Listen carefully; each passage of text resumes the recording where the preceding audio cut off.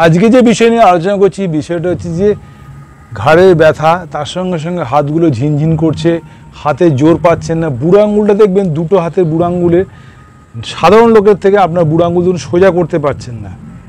তো এই সিমটম, হাতগুলো ফুলে থাকছে, যেন জোর নেই, তার সঙ্গে সঙ্গে ঘাড়ের সমস্যা, হাঁটতে পারছেন না ঠিক মতো।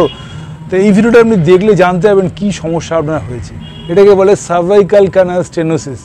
এটা একটা সার্ভাইকাল স্পন্ডিলাইটিস এর টার্মস, কিন্তু আমরা সার্ভাইকাল স্পন্ডিলাইটিস সবাই জেনে জেনে অভ্যস্ত হয়ে গেছি বা সবার মুখে শুনি, কিন্তু যাদের এই সমস্যা হয় তাদের এই সমস্যাগুলো থাকে, যে বুড়ো আঙুল সোজা হয় না, আঙুলগুলো জোর নেই, হাতগুলো ফুলে ফুলে আছে, হাতে প্যাডিং আছে, মানে সোজা করে তুলতে গেলেই মনে হচ্ছে হাতগুলো পড়ে যাচ্ছে, জোর নেই। তো এই সিমটম থেকে আমরা বুঝতে পারি সার্ভাইকাল ক্যানাল স্টেনোসিস। এটা এমআরআই ছাড়া ধরা পড়বে না, সাধারণত এক্সরেতে ধরা পড়বে না, কারণ ধরা পড়লে দেখা যায় জয়েন্টের ক্যাপটা কমে গেছে। তো এই ভিডিওটা আপনি দেখুন, এর জন্য কি কি স্ট্রেচ করতে হয়, কি কি ব্যায়াম করলে আপনি সুস্থ থাকবেন, আপনি ভিডিওটা দেখলে জানতে পারবেন। আর সবসময় দীপায়ন সামন্ত আপনার হেল্প করার জন্য আছে। দীপায়ন সামন্তর হোয়াটসঅ্যাপ নাম্বার এখানে থাকে, হোয়াটসঅ্যাপে আপনি কোনো অসুবিধা হলে ফোন করতে পারেন। আর আমার সাবস্ক্রাইব করতে ভুলবেন না চ্যানেলটাকে, আর সবাইকে শেয়ার করতে ভুলবেন না, কারণ দীপায়ন সামন্ত সবাই হেল্পের জন্যই এই ভিডিওগুলো দেয়, পেশেন্টকে তারা দেয়, পেশেন্ট সুস্থ হয় বলেই আপনাদের এই ভিডিওগুলো শেয়ার করি। এই ভিডিওটা দেখলে আপনি উপকার পাবেন বাড়িতে বসেই, এবং ভিডিওটা দেখুন শেষ পর্যন্ত, আপনি উপকার পাবেন।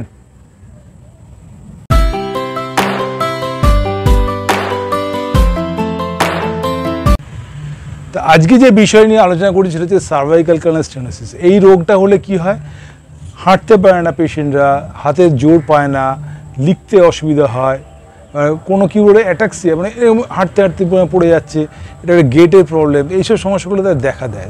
তার ইন্ট্রোডাকশন আমি দেখাবো পেশেন্টদের, যে এই পেশেন্টের ছবিও আপনি দেখতে পাবেন, তার সঙ্গে সঙ্গে দেখাবো যে কি ব্যায়াম করতে হয়, কি স্ট্রেচ করতে হয়, ভালো করে দেখুন। যদি আমার এটা হচ্ছে ভার্টিক্যাল বডি, মানে আমরা যে শির দ্বারা যেটা বলি, এটা হচ্ছে এই ব্যাক স্পাইন, যে শির দ্বারা পুরোটা আমাদের কোমর পর্যন্ত যেটা হচ্ছে হাড়, এই শির দ্বারা, এই শির দ্বারার আমি যদি এই জায়গাটা, এটাকে স্টেনোসিস মানে হচ্ছে আমাদের এই ছোট্ট এরকম নার্ভ রুটটা এরকম থাকে, এরকম পাস করে এইখান থেকে, এই নার্ভ রুটগুলো এইখান থেকে পাস করে, এই পাশের জায়গাটা ছোট্ট হতে শুরু করে, মানে ছোট হয়ে যায় বা ড্রাই আউট হয়ে যায়। যদি আপনি জলের পাইপে যেমন জল দিয়ে দিয়ে যেমন শ্যাওলা পড়ে যায়, সেরকম স্টেনোসিস অনেক লোকের হয়, এরকম ছোট্ট হয়ে যায়। তখনই আমাদের কম্প্রেশন হয়ে গিয়ে, হাড়ের যে গ্যাপ দেখছেন কম্প্রেশন হয়ে গিয়ে এই সমস্যা দেখা দেয়। এই হাড়গুলো যখন কম্প্রেশন হয়, যে ডিস্ক দেখছেন, ডিস্ক যখন কম্প্রেশন হয়, এইগুলোর মধ্যে এই ক্যানেলটা ফাটার, মানে ফুকোটায়, মানে বা গোল্ড পাউডটা সরু হতে শুরু করে। তো এই যে দেখছেন এই যে নার্ভগুলো, এইগুলো কম্প্রেস হয়, ডিস্ক বাল্জ হলে দুটো হাড়ের মাঝখানটা কম্প্রেস হয়, তার সঙ্গে সঙ্গে সরু ক্যানেলটা, এই জায়গাটা কম্প্রেস হয়। তা এই জায়গাটা যে দেখছেন, এই যে ক্যানেলটা, এই জায়গাটায় দেখছেন, এই ক্যানেলটা, এই জায়গাটা যে স্ট্রেচ করাবো, সেই কী স্ট্রেচ করাবো, প্রথমত হচ্ছে আমি সোজা হয়ে বসলাম, বসে আমার এই হাতটাকে যদি আমি বাঁ হাতটা এখানে দিই, তাহলে ডান হাত দিয়ে আমি এটাকে স্ট্রেচ করবো, মানে এদিকটা এই স্ট্রেচ করছি। স্পাইনটা সোজা রাখতে হবে, কারণ এইখানে পুরো টান পড়ছে। পিঠের শির দ্বারাটা সোজা রেখে 1 2 3 4 5 6 7 8 9 10। আর তুলনামূলকভাবে যে আমি এই পাশটা, মানে এইদিকে নার্ভ রুটটা এই দেওয়া স্ট্রেচ করাতে চাই, এই হাতটাকে ঢুকিয়ে দেবো যাতে এই এলবোটা যেন সোজা থাকে করে 1 2 3 4 5 6 7 8 9 10। আবার আমি করে দেখাচ্ছি, মাথা সোজা থাকবে, একদম মাথা সোজা, 1 2 3 4 5 6 7 8 9 10। আবার 1 2 3 4 5 6 7 8 9 10। মাথা সোজার কথা বলেছি, কি স্ট্রেচগুলো যখন করবেন, পিছনে স্পাইনটাকে সোজা রেখে মাথাটাকে বেন্ড করা, মাথা যেন বেশি ঘুরে না যায়, বেন্ড করা স্ট্রেচ, মানে পুরো এই জায়গাটা আপনি বুঝতে পারবেন যে আপনার এই জায়গাটা স্ট্রেচ হচ্ছে, এই জায়গাটা স্ট্রেচ হচ্ছে। যে আমি যে দেখালাম, এই যে নার্ভ রুটটা, এই যে দুটো পার্ট যে দেখালাম, এইখানটার এই যে পার্ট, আমি যদি এইখান স্ট্রেচ করি, তাহলে এই জায়গাটা আমরা ফাঁক হচ্ছে, আর যদি আমি এই দিকে স্ট্রেচ করছি তাহলে এই জায়গাটা আমরা ফাঁক করানোর চেষ্টা করছি। মানে আপনি এটা ডাক্তাররা বলে, সার্জনরা বলা হয় এটাকে অপারেশন করবে, কিন্তু অপারেশন খুবই ক্রিটিক্যাল অপারেশন, লাইফ রিস্কের অপারেশন আছে। তা সুতরাং আপনি অপারেশনের দিকে না যেতে চান তাহলে এই ব্যায়ামগুলো করে আপনি দেখতে পারেন। তাহলে এই যে একটা স্ট্রেচ করলেন, তার সঙ্গে সঙ্গে এবার আমরা কি করব, দুটো পাশটাকে ওপেন করার চেষ্টা করলাম, এদিক দিয়ে স্ট্রেচ করে আমরা এই দিকটাকে ওপেন করার চেষ্টা করলাম, এই দিকটাকে আমরা স্ট্রেচ করে আমরা এই দিকটাকে ওপেন করার চেষ্টা করলাম। এবারে আমরা পাশের দিকে এই যে সামনের দিকটা, যাতে এই যে দেখছেন ডিস্ক, এই যে দেখছেন ডিস্ক, এই যে ডিস্ক দেখছেন, এই যে ডিস্ক, এই যে ডিস্কের জায়গাটা কম্প্রেস ছোট হয়ে গেছে কোনো কারণে, কম্প্রেস হয়ে গিয়ে তখন প্রচণ্ড পরিমাণে হাতে ব্যথা, হাত তুলতে পারছে না, যন্ত্রণা, এই যে ডিস্কের সমস্যা মানে কমে গেছে। যখন এই ডিস্কটা কমে গিয়ে জেলটা বাইরের দিকে বেরিয়ে যায়, যেটাকে বলে ডিস্ক বাজ, এটাকে বলে ডিস্ক বাজ, ডিস্কটা বাইরের দিকে বেরিয়ে যায়।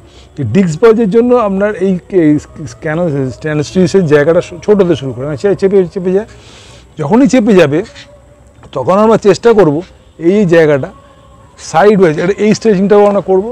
আমরা সোজা হয়ে বসে আছি, বসে থেকে আমি তাকাবো এই হাঁটুর দিকটা, এই হাঁটুর দিকটা তাকাবো। এই যখনই তাকাবো এই হাঁটুর দিকটা, তার মানে তাকিয়ে আমাকে করতে হবে কি, স্ট্রেচ করব এই দিকটায়। দেখুন আমি অ্যাঙ্গেল ওয়াইজ এইখান থেকে এই কোণে স্ট্রেচ করছি, আগে করেছিলাম পাশ থেকে স্ট্রেচ করেছিলাম, এখন স্ট্রেচ করছি এই অ্যাঙ্গেল ওয়াইজ,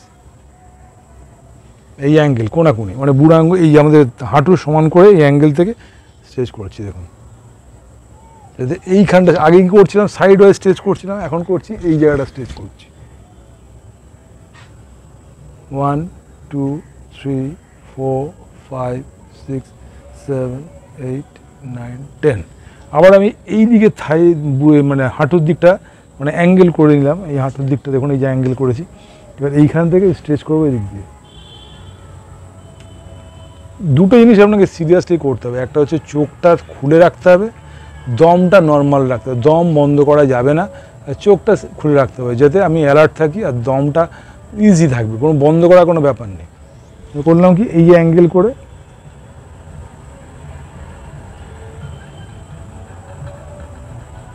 দেখুন এইখানে টার্ন করছে,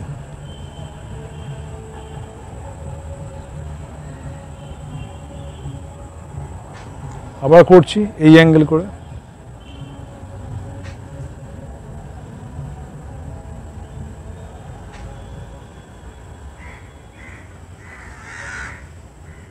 আবার এদিক থেকে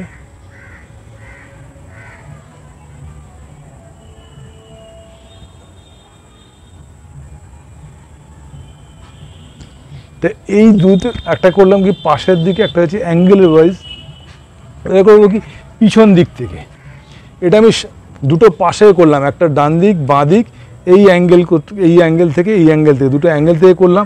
এটা পিছন দিকের এই অ্যাঙ্গেল মানে এই অ্যাঙ্গেল, মানে যদি স্কোয়ার করি, স্কোয়ারের দুটো পার্ট, সামনে পার্টটা করলাম, স্কোয়ারের পিছনে পার্টটা এবার করছি। পিছন দিয়ে কী করে স্ট্রেচ করাবো, পিছনের স্ট্রেচটা সামনে এরকম কী করে করাবো, আর দিক থেকে দিয়েই করাবো। দেখুন ভালো করে, যখন আমি এইখান থেকে স্ট্রেচ করাচ্ছি আমাকে করতে হবে কি এই অ্যাঙ্গেল আমি করি বা এই অ্যাঙ্গেল করি। যদি আমি এটা শুরু করেছি তাহলে এই অ্যাঙ্গেল থেকেই করছি, তাহলে আমাকে এই অ্যাঙ্গেল থেকে স্ট্রেচ করাতে হবে। আগেই করছিলাম এদিকে টানছিলাম, এখন পিছন থেকে সামনের দিকে টানবো এইদিকে, এই অ্যাঙ্গেল করে। দেখুন ঠিক এই পাঁচটা স্ট্রেচ হচ্ছে, দেখুন এই জায়গাটা স্ট্রেচ হচ্ছে, ভালো করে দেখুন এই জায়গাটা স্ট্রেচ হচ্ছে। এই অ্যাঙ্গেলটা আপনাকে স্ট্রেচ করতে হবে, দম নর্মাল, চোখ তাকিয়ে 10 সেকেন্ড। আবার এইখান থেকে এই অ্যাঙ্গেল ওয়াইজ,